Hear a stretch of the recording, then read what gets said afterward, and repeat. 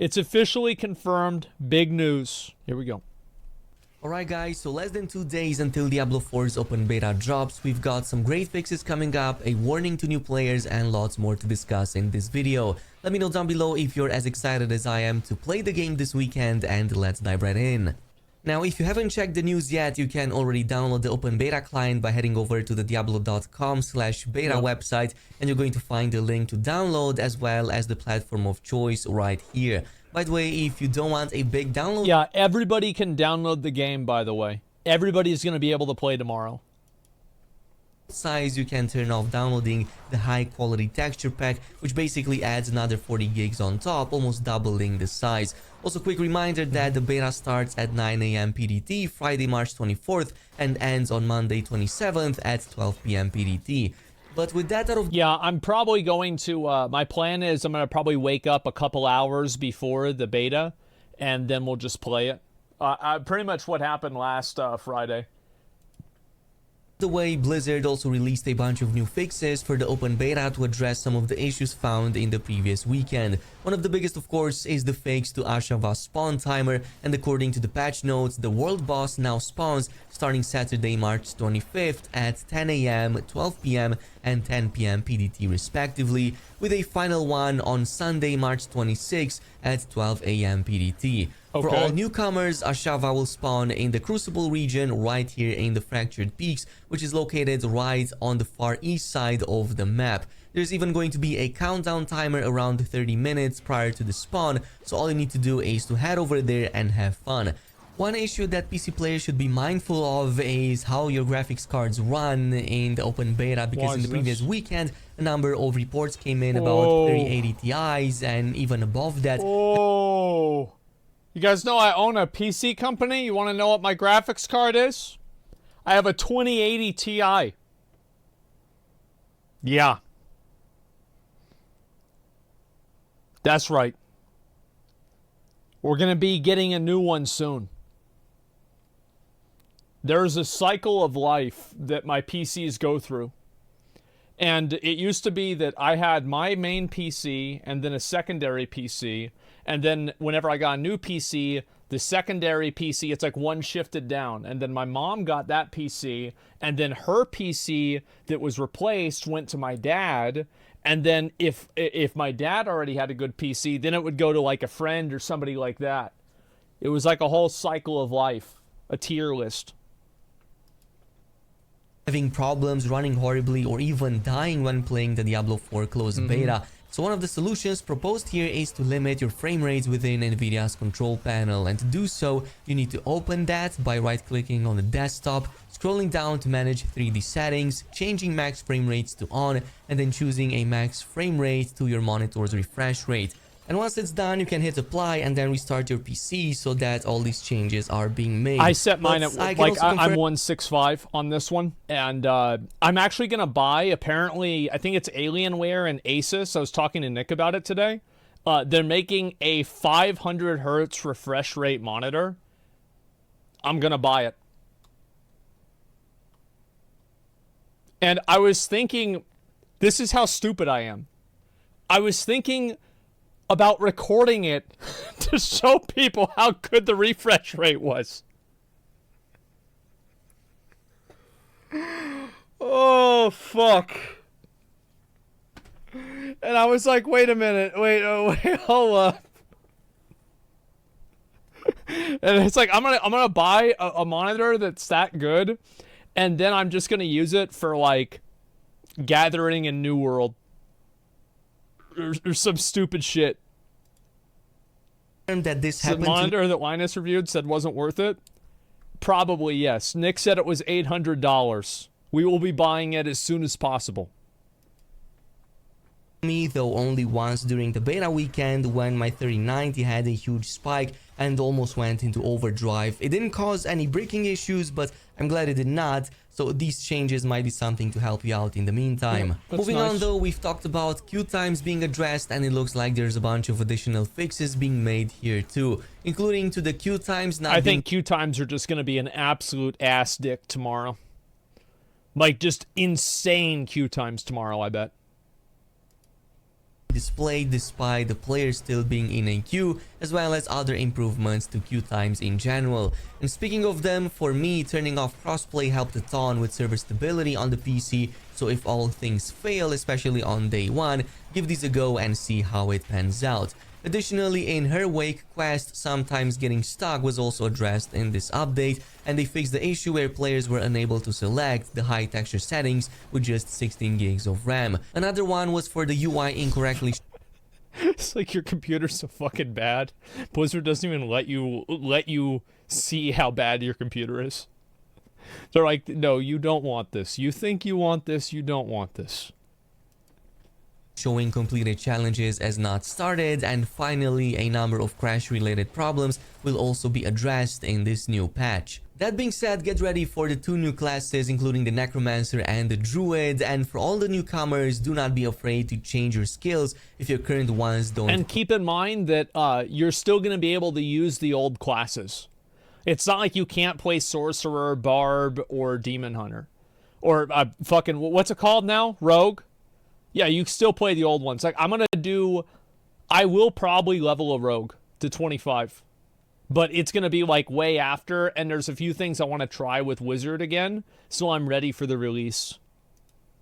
With you. That's the purpose of this beta, to test things out. So whenever you think your build sucks or something, just try out something different and see some of the other skills, how they function. Each class has different playstyles to choose from between melee and range, huge crits or damage over time, minions or buffs, and so on. Plus, once you get tons of yellow drops, around 15 to level 20, you can sell them and have enough money to respec anytime. Also, my expectation is that Necromancer will be completely unbalanced.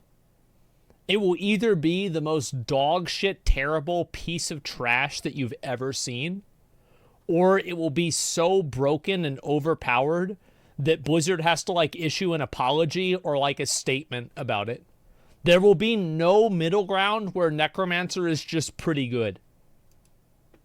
devs gave a bit more insight into these 2 new classes, the Druid and the Necromancer, and it seems that the Necro might turn out to be a fan favorite. So Rod Ferguson, general manager for Diablo 4, who is a self-proclaimed Necro main, according to this Okay, PC. so Necromancer is going to be really good. The guy that's the game director, he played Necromancer. Just for context, Jeff Kaplan, who was the game director for Vanilla WoW, Burning Crusade, and Wrath of the Lich King, guess what his main class was? That's right, a warrior. Games interview has this to say about the class. The coolest thing is the control of the Necromancer. The customization that the Necro has centers around the Book of the Dead, and so you get to configure your army the way you want. You can take all the customization around that your army will look like, and you can actually sacrifice them to make you stronger. I really love that flexibility, he says. It's my favorite class. And yes, it's true, if you like playing as a minion master, there are 3 types of minions that a Necromancer can have, thanks to its unique class mechanic. By the way, this unique is like... This unique is so good for the world boss. Because if the world boss taps you, you can stand in this and you won't take any damage. It's actually so good. It's OP as fuck. I mean, you could always just be good and not get hit, though. All fitting, of course, different roles and having different upgrades as well. This is gonna be so but these badass. can also be sacrificed to give you stronger buffs if you want to go in solo as a Blood or a Bone Necromancer. There is a good chance I will play Necromancer on release. Like, if it's very, very good, I will probably play it over Sorcerer. Because I feel like Necromancer provides certain types of utility that Sorcerer doesn't have access to. Like, minion builds are the ultimate quality of life. That's why I said there are so many ways to play just any single class. The Druid, on the other hand, deals with all things living and Druids are breathing. stupid. Unfortunately, we won't get to see their homeland called Skosglen, which is not going to be available in this Look beta. at it. It's just a fat, hairy man running around with no clothes on. Look at this. Here, we're going to go back just a little bit. Look at this. That's it. This is you. Just a fucking 40-year-old fucking fat white dude walking around. That's it. Available in this beta, according to Joe Shelley, games director for All right. Diablo 4. But in the full game, he explains druids can indeed travel to this place, and there's even spirit animals they can commune with that reward them for bringing these tokens back as favors. They offer customization in the form of different buffs that the druids can get if they choose to be aligned with one of these 4 different spirit animals. I think there's a chance that druid will be bad because it doesn't have its like special ability.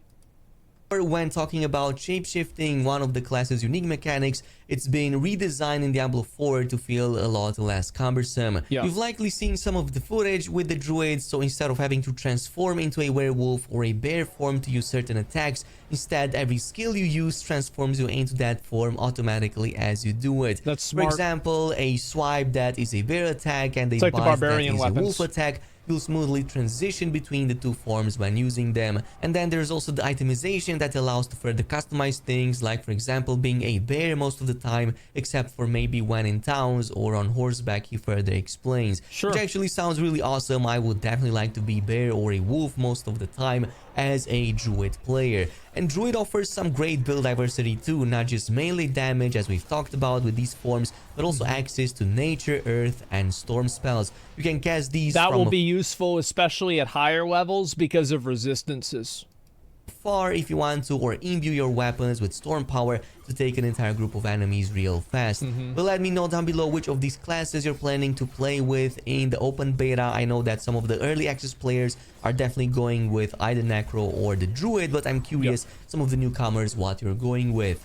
Now, in not so great news, Blizzard has also addressed the couch co-op situation, which is actually fully available and working on the consoles, but well, not so much on the PC version, neither in the demo nor will it in the full release, with the games manager citing technical limitations as a reason. So according to this interview, trying to do shared screen co-op on the PC is much more challenging when it comes to account management and how you play together. Consoles I don't know. I'm not, like, this, yeah, that's dumb, but, like, I don't really give a fuck, to be honest.